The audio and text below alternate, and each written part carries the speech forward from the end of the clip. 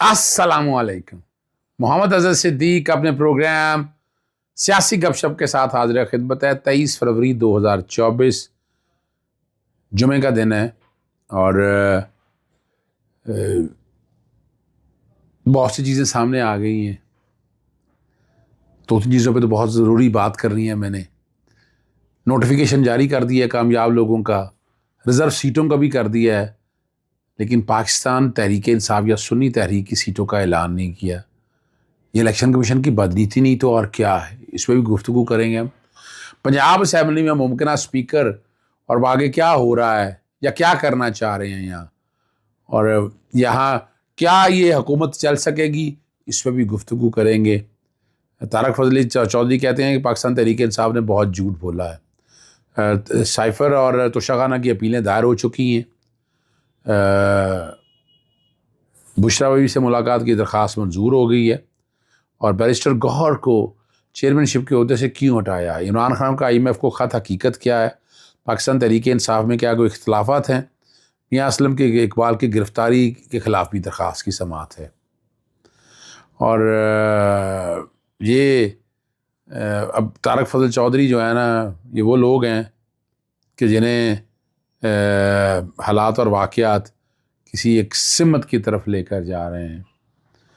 طارق فضل چودھری جھوٹ بولنے میں ماسٹر ہیں. پاکستان مسلم لیگ میں اس طرح کے بہت سے فصلی بٹیرے ہیں. انہوں نے کہا یہ فراڈ تھا جس کی بنیاد پر ہائی کورٹ نے تینوں نوٹیفیکیشن معطل ہوئے تھے. اگلے جب ہائی کورٹ پتہ چلا تو فیصلہ میں ٹریبونل کا حوالہ دیا گیا. تحریک انصاف نے بہت جھوٹ بولا. ہمارے پاس بھی فارم 45 موجود ہیں. ادارے ہمیشہ ان کی بدماشی کی زد میں رہے ہیں، پیشہ ورانہ مس کنڈکٹ کر رہے ہیں. PTI سیاسی عمل میں مداخلت نہ کرے. انہوں نے کہا نا PTI والے امریکہ سے مدد، شرم سے ڈوب مرنے کا مقام ہے. امریکہ یعنی اس کا مطلب ہے آپ مان گئے ہیں امریکہ آپ کی مدد کر رہا ہے. یعنی خود یہ بات اس بات کا اقرار ہے اگر پاکستان کے پیچھے یعنی PTI کے پیچھے امریکہ ہوتا تو یہ حال ہو رہا ہوتا. یہ تو اس کے خلاف ہے، مخالف ہے. انٹرنیشنل اسٹیبلشمنٹ عمران خان کے خلاف ہے. اگر ہوتی تو یہ جو کچھ ظلم ہو رہا ہے اس کے اندر، جو فسائیت چل رہی ہے، جس طرح کے حالات چل رہے ہیں، تو کوئی شک رہ جانا تھا آپ کے پاس. یہ سمجھنا ہے نا، ٹھیک ہے نا جی. اور عمران ریاض کی تو میں نے آپ کو پہلے بتا دیا ہے کہ بیلیں تیار ہو گئی ہیں اور کویشمنٹ کی طرف بھی جا رہے ہیں. ہم جو آرڈر کیا ہوا ہے اس آرڈر کو چیلنج کرنے کی طرف بھی جا رہے ہیں. جو میجسٹریٹ کا آرڈر ہے، میجسٹریٹ نے کس بنیاد کے اوپر یہ آرڈر جاری کیا ہے؟ یہ ڈسچارج کا کیس ہے. اور انہوں نے جو ہمارے پورے ٹوٹل آرگومنٹس ہیں وہ نہیں لکھے. عمران ریاض ہمت سے ہے، کیمپ جیل میں شفٹ کر دیا گیا ان کو. اور اب یہاں جو سمجھنے والی بات ہے کہ میں نے نا پورے دلائل میں جو وہاں پر رکھا، میرے ٹویٹ بھی بیک گراؤنڈ پہ یہ چل رہے ہوں گے. پروسیکیوٹر کی مسلسل مداخلت کر رہا تھا. پھر میں نے کہا میری آواز بہت اونچی ہے، میں بولنے نہیں دوں گا اس کے، سب سے زیادہ آواز میری اونچی ہے. لیکن تھا کچھ نہیں نا. کچھ سورس رپورٹ کا ذکر کر رہے تھے کہ انکوائری اسٹیج کیا ہوتی ہے، ثبوت کیا ہے؟ ابھی تک ایک بھی ثبوت ریکارڈ کے اوپر اویلیبل نہیں ہے. اور اگر ہوتے تو وہ کہانیاں سارا کچھ سچ سامنے آ جانی تھی. اب آتے ہیں آگے سیٹوں کی طرف. نوٹیفیکیشن جاری کر دیا الیکشن کمیشن نے. الیکشن آج بھی آزاد اور خود مختار نہیں ہے.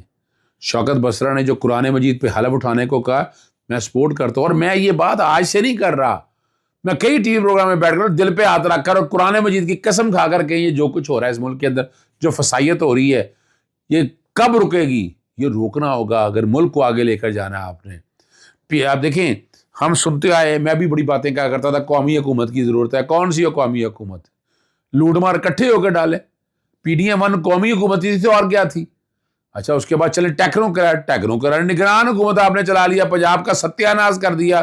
اتنی لوٹ مار ہوئی ہے اس دور کے اندر، ٹھیکوں کے اندر، اور نگران حکومت نے کیا کیا کام کر دیے، وہ ان کا اختیار ہی نہیں تھا، وہ بھی کر دیا. اب کیا حالات ہیں؟ اب آپ کے سامنے ہے نا یہ ساری چیزیں. یہ سمجھ کی بات ہے، جو سوچ کی بات ہے. اگر آپ نہیں سمجھنا چاہتے، آنکھیں بند کرنا رکھ چاہتے ہیں تو وہ ایک علیحدہ بات ہے. لیکن اس ملک کو آگے لے کے چلیں، خدا رہا اس طرح نہیں چل سکتا ہے. اور الیکشن کمیشن نے سیٹیں کو بندر بانٹ کر دی ساری، ان کو تو دے دی ہے. وہ بیک گراؤنڈ میں نوٹیفیکیشن میں چلا دیتا ہوں، اس نوٹیفیکیشن کو آپ دیکھ لیجئے گا، پرسنٹیج بھی دے دی. یعنی مثال کے طور پر چلیں میں آپ کے سامنے جو نوٹیفیکیشن میرے سامنے آیا ہے وہ میں آپ کے سامنے رکھ دیتا ہوں، میں پڑھ دیتا ہوں نوٹیفیکیشن.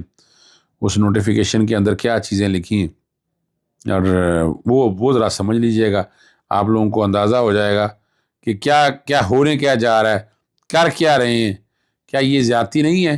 کیا آپ حق کی جو حق ہے ریزرو سیٹ جو خواتین کے حوالے سے وہ پوری لسٹ جو جاری کر دی ہے مسلم لیگ نون کی اور پاکستان پیپلز پارٹی پارلیمنٹرین کی، استحکام پاکستان کو بھی 2 سیٹیں مل گئی ہیں. یہ پتہ نہیں کیسے ملی ہیں، میری خود سمجھ سے باہر ہے. ایک استحکام پاکستان کو ملی ہے، ایک پاکستان مسلم لیگ نون کو ملی ہے، پاکستان پیپلز پارٹی ایک. یہ پنجاب کی باتیں ہو رہی ہیں اور باقی اس میں تقریباً صبا صادق وغیرہ، زیب جعفر، کرن عمران، طاہرہ اورنگزیب، یہ کو تقریباً 20 کے قریب مخصوص نشستیں جو ہیں خواتین کی مل گئی ہیں. اور نیشنل اسمبلی میں جو ہیں وہ ریشو نکال دی ہے. مسلم نون کی 67 جنرل سیٹیں جو جیتی ہیں اس نے، اور 5 انڈیپینڈنٹ جوائن کیا تو 72 ہوگی. 72 کو 4.28 کی ریشو سے تقسیم کیا تو 16.82 17 سیٹیں بنتی ہیں.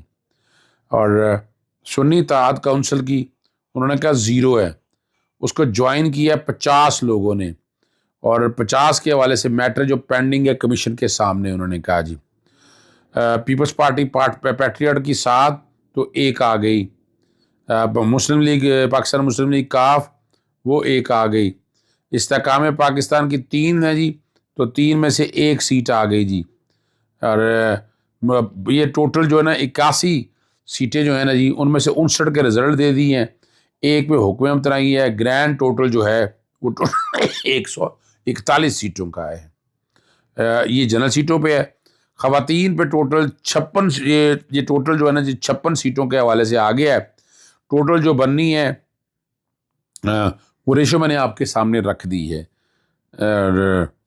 ریٹرن کینڈیڈیٹ کے نوٹیفیکیشن انہوں نے ٹوٹل سارے آہستہ آہستہ جاری کر دی ہیں اور ٹوٹل بنا کر کوشش کی ہے. نیشنل اسمبلی کے اندر بھی میں نے سیٹیں جو ٹوٹل سامنے رکھی ہیں اس کی ریشو میں نے آپ کے سامنے ساری پڑھ دی ہے. وہ 4 کی ریشو سے بنتی ہیں. اور مسلم لیگ نون کے حوالے سے بھی پوری سیٹیں آ چکی ہیں. پاکستان تحریک انصاف کا حق ہے. اس طرح انہوں نے سنی اتحاد کونسل میں جو جوائن کیا ہے انہوں نے سیکشن 215 چیلنج کیا ہوا ہے. الیکشن سمبل لینے سے پارٹی تو نہیں ختم ہوتی ہے، لیکن اب آپ نے یہ والی سیٹیں بھی نہیں دے رہے ان کو، جو سیٹیں ہمارا حق ہے، ہمارا رائٹ ہے. اور پارٹی بین تو نہیں ہوئی آج بھی. تو الیکشن کمیشن کو یہ میرٹ پہ آ کر تاکہ آئیں، آ کر الیکشن لڑیں تو چیزیں آگے کی طرف چلیں نا. ان الیکشن لڑنے سے مراد ہے آپ اسمبلی میں بیٹھیں، اور اس طرح تو نہیں روکا جا سکتا. اس طرح چلائیں گے تو پھر یہ ملک نہیں چل سکتا. پنجاب کے جو اسپیکر کے لیے ملک احمد خان دوست ہیں ہمارے، ایڈوکیٹ ہیں، لیکن ہر ایک کو پتہ ہے جنرل باجوہ کے رشتہ دار ہیں. انہی کی وجہ سے یہ کاکڑ سے لنڈن میں ملاقات کرتے پائے. نواز شریف بھی، اور نواز شریف کے بارے میں نے آپ کو پہلے میں بتا دیا تھا کہ نواز شریف کے ہاتھ میں لکیر نہیں ہے وزیر اعظم بننے کی. وہ ڈیل کے تحت پاکستان میں آئیں گے پر وزیر اعظم نہیں بنیں گے. یہ باتیں میری کہی ہوئی ہیں، تاریخی طور پر ہیں. اب نواز شریف کے قریبی لوگوں میں سے جو جنرل باجوہ کے قریبی لوگ ہیں ان کو نوازا جا رہا ہے، آخر انہیں کو ایڈوانٹیج دیا جا رہا ہے. اب جنرل باجوہ پہ بہت سے الزامات ہیں، پتہ نہیں وہ سچ ہیں یا صحیح ہیں، اپنی جگہ ہے، لیکن پراپرٹیز بہت سی ہیں ریکارڈ کے اوپر. اور اب بیرسٹر گوہر کے بارے میں نا شیر افضل محمد نے کہا ان کے پیچھے نااہلی اور خراب کارکردگی ہے. یہ وہ کہتے ہیں لیکن کارکردگی اچھے آدمی، لیکن کارکردگی اطمینان بخش نہیں ہے جی. متحرک رخ ہونا چاہیے. ایسا نہ ہوا تو 3 ماہ کا وقت بیرسٹر گوہر کو ملا، وہ کامیاب نہ ہو سکے. اب اس پہ